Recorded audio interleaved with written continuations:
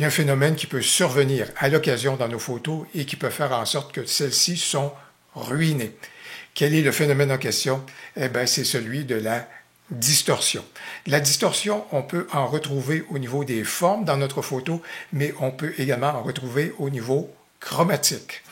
Comment faire en sorte qu'on est capable de reconnaître la distorsion, comment faire en sorte qu'on est capable d'éviter celle-ci, d'atténuer celle-ci ou encore de corriger celle-ci? Eh bien, voilà donc ce qu'on examine maintenant.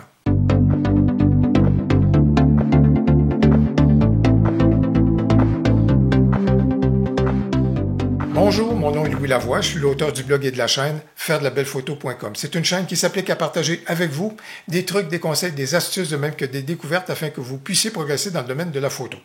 Si vous aimez des vidéos comme celle-ci, n'hésitez donc pas à cliquer sur j'aime et surtout, n'hésitez pas à vous abonner. Dans le tutoriel d'aujourd'hui, je veux aborder 3 types de distorsions. Les 2 premières ont trait aux formes à l'intérieur de votre photo et la troisième en rapport avec les éléments chromatiques. Dit de façon la plus simple possible, qu'est-ce qu'une distorsion? Une distorsion, c'est une déformation de l'image par rapport à la réalité. Tantôt, la déformation va venir affecter les formes. Alors, à ce moment-là, des fois, les lignes qui sont en apparence droites vont devenir courbes vers l'extérieur ou encore courbes vers l'intérieur ou encore une déformation par rapport aux couleurs. Pourquoi la distorsion s'invite-t-elle parfois dans vos photos? Eh bien, c'est en raison de ceci étant l'objectif que vous utilisez, l'objectif qui, au niveau de sa conception, pourra avoir des difficultés à bien rendre les rayons lumineux, à bien focaliser ceux-ci en direction du capteur. Ça pourrait expliquer les distorsions au niveau des formes et des fois au niveau de sa construction et de sa conception qui fait en sorte qu'il n'a pas un revêtement qui pourrait empêcher des distorsions chromatiques. Une première distorsion qu'on peut observer dans nos photos peut être la distorsion de type barillet, donc en forme de tonneau. Cette distorsion-là peut survenir lorsqu'on fait appel à un objectif grand angle de type zoom, mais ça peut également survenir lorsqu'on fait appel même à un objectif fixe grand angle à ce moment-là, comme je vous le montre à l'écran avec mon 16 mm. Vous voyez donc le 16 mm sans aucune correction. Vous voyez nettement à ce moment-là la forme arrondie qu'il a par barillet à ce moment-là. Et lorsqu'on applique la correction, vous voyez de quelle façon on est capable de corriger le tout. Mais c'est pour vous dire qu'on n'est pas à l'abri de distorsions de type barillet, qu'on se tourne vers un objectif fixe ou encore un objectif zoom. Comment peut-on reconnaître la distorsion de type barillet? Eh bien, j'ai justement 2 exemples à vous montrer. Et lorsqu'on se tourne vers cette photo-ci, on voit tout de suite qu'il y a des indices qui apparaissent, qui viennent nous dire à ce moment-là qu'il y a une déformation par rapport à la réalité. Et habituellement, la déformation par barillet est beaucoup plus évidente dans les extrémités de la photo. Et là, manifestement, dans ce cas-ci, lorsqu'on voit le personnage qui est en haut de la dune, vous voyez l'angle que le personnage emprunte. Celui-ci était tout à fait droit, évidemment, dans la scène, mais justement là, on vient dire que la distorsion par barillet, eh bien, ça vient déformer les lignes droites. Et là, vous voyez donc l'angle qui est emprunté par le personnage. Et si on regarde de l'autre extrémité à ce moment-là, et si vous regardez le bâtiment, vous voyez également que dans ce cas-là, il y a un angle qui est tout à fait inhabituel par rapport à ce que le bâtiment devrait avoir l'air. Alors, manifestement, dans ce cas-ci, on a donc l'effet arrondi qui est caractéristique donc du barillet. Et lorsqu'on se tourne vers une autre photo, dans ce cas-ci, encore une fois, si on regarde le bâtiment, vous voyez encore là, dans les extrémités donc de la photo, la ligne qui est empruntée, qui est en oblique, qui est en angle à ce moment-là au niveau du bâtiment. Et il y a également l'angle de l'autre côté et on voit bien qu'à ce moment-là, les éléments qui devraient être normalement en ligne droite sont à ce moment-là courbés vers l'intérieur. Encore ici, vous avez donc la forme caractéristique arrondie d'un barillet. Comment peut-on atténuer, diminuer ou éviter les distorsions de type barillet dans nos photos? Eh bien, j'ai 3 solutions à vous proposer. La première des choses, qui est très importante, connaître son matériel, identifier et repérer les objectifs qui sont susceptibles de créer des distorsions de type barillet dans nos photos. Et surtout, ce qui est très important, c'est de savoir si l'effet donc de distorsion s'applique à une distance focale plutôt qu'une autre distance focale. Comme par exemple dans ce cas-ci, au niveau de mon zoom grand angle, il a une distance focale qui va de 15 mm jusqu'à 30 mm. Alors, je sais que lorsque je travaille à 15, 16, 17, il y a une possibilité qu'il y ait donc une distorsion qui soit créée à ce moment-là par l'objectif. Par contre, lorsque je me tourne vers d'autres distances focales au niveau de mon objectif, que ce soit 22 mm, comme je vous le montre à l'écran, ou encore 30 mm, vous voyez que dans ce cas-ci, il n'y a absolument aucun problème au niveau d'une quelconque distorsion qui est créée par mon objectif. Alors, il faut absolument connaître notre matériel.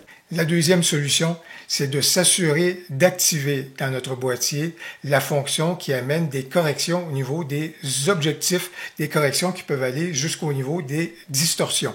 Lorsqu'on couple un objectif à notre boîtier, celui-ci a certains profils donc dans sa mémoire et peut donc s'appliquer à corriger certaines anomalies que l'objectif va créer. Alors, il faut absolument profiter de cette fonction-là et d'activer celle-ci.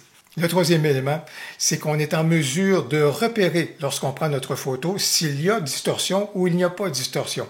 Et là, on peut toujours s'appliquer à jouer avec la perspective qu'on adopte, avec l'angle qu'on adopte, et surtout éviter de mettre des objets ou des éléments qui sont droits dans les extrémités de nos photos, surtout si on veut travailler avec un très grand angle à ce moment-là. Il faut absolument éviter de mettre des éléments qui sont droits dans les extrémités de notre photo. Au moment de la prise de photo, pensez à votre cadrage, pensez à votre perspective pour justement minimiser la distorsion qui pourrait être créée. Et je rajouterais une quatrième solution, et en anglais on appelle ça shoot for the crop, c'est-à-dire que lorsqu'on a une distorsion de type barillet, on va perdre beaucoup de matière, on va perdre beaucoup de cadrage pour corriger la situation avec les différents outils. Sachant cela, mieux vaut en prévoir davantage que pas assez. C'est donc dire qu'à ce moment-là, faites un cadrage plus généreux que ce que vous avez besoin, sachant que vous allez perdre donc des éléments en bordure de votre photo. L'autre forme de distorsion qu'on peut retrouver dans nos photos, c'est la distorsion de type coussinet. Et là, contrairement à l'effet tonneau, on retrouve plutôt l'effet inverse, c'est-à-dire c'est comme s'il y avait quelqu'un qui s'était assis dans votre photo et à ce moment-là avait créé un creux au milieu de votre photo. Alors, cette distorsion-là survient habituellement lorsqu'on travaille avec un téléobjectif, mais plus particulièrement lorsqu'on utilise les distances focales les plus éloignées dans notre téléobjectif. Et dans mon cas, lorsque je travaille avec mon 100-400 à ce moment-là, ou encore avec mon 70-200, lorsque je me retrouve à l'extrémité donc de mon téléobjectif, je suis susceptible de connaître la distorsion de type coussinet. La distorsion, elle est moins évidente que la distorsion précédente et elle se corrige facilement avec les outils qu'on retrouve dans les logiciels de retouche. La troisième distorsion, elle est de nature chromatique et assez souvent on se réfère à celle-ci en parlant des aberrations chromatiques. Et c'est une distorsion qui survient lorsque dans notre photo, le capteur doit passer de surfaces très lumineuses à des zones très sombres. Comme par exemple dans le cas de la photo qui est juste là, si je vous montre un endroit de façon plus prononcée et qu'on se rapproche, lorsque le capteur doit passer des zones d'ombre à des zones très lumineuses, il a de la difficulté à concilier les pixels de couleur entre une zone et l'autre zone. Ce qui fait qu'habituellement, on peut retrouver justement dans les endroits de transition, des couleurs qui ne s'apparentent pas du tout à ce qu'on retrouve dans la réalité. Par exemple, des couleurs qui sont un peu plus magenta ou encore des couleurs de nature cyan. On est capable de corriger le tout, d'abord en premier lieu en générant à l'intérieur de notre boîtier l'outil pour ce qui est de la correction des objectifs et à ce moment-là, l'outil va être vigilant pour essayer de corriger les aberrations chromatiques dès la prise de vue. La deuxième chose, on est capable de corriger le tout également grâce à des outils qu'on va retrouver dans nos logiciels de retouche photo, habituellement en activant des corrections automatiques en ce qui a trait aux aberrations chromatiques ou encore en se servant des fonctions plus avancées, ce qui va nous permettre de cibler les couleurs qui sont délinquantes dans notre photo et demander au logiciel à ce moment-là de retoucher celle-ci pour ramener celle-ci à ce moment-là davantage vers des couleurs beaucoup plus naturelles. Il faut faire attention à ne pas confondre distorsion et perspective. Et pour illustrer mon propos, je vais me tourner vers un grand classique qui vient donc démontrer des éléments qui sont liés à la perspective et qui ne sont pas liés à une distorsion. Par exemple, le grand classique qui est au niveau d'une photo qu'on va prendre au niveau d'une route et avec les lignes de fuite qui sont créées avec la route qui s'en vont donc vers l'intérieur et à ce moment-là, on convient, par convention, que la largeur de la route qu'on a au premier plan de la route, par convention, on sait que cette largeur-là, elle est la même au loin au niveau de notre photo, même si à ce moment-là, les lignes de fuite se rapprochent de plus en plus et on a l'impression que la route est en train de disparaître. C'est donc un phénomène de perspective et ce n'est pas lié à une distorsion.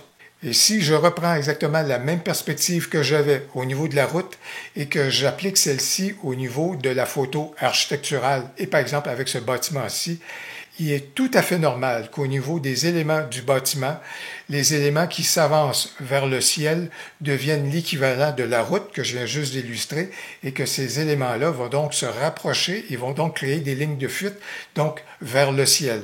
Il est normal d'avoir donc ce comportement-là au niveau donc de notre photo. Au niveau architectural, pour éviter toute mauvaise interprétation, on gagne à faire plusieurs pas de recul et à s'assurer de mettre le bâtiment et la ligne d'horizon dans le même axe. À ce moment-là, le rendu sera beaucoup plus réussi. J'espère que vous avez apprécié ces informations au sujet des distorsions qui peuvent, à l'occasion, se glisser dans vos photos.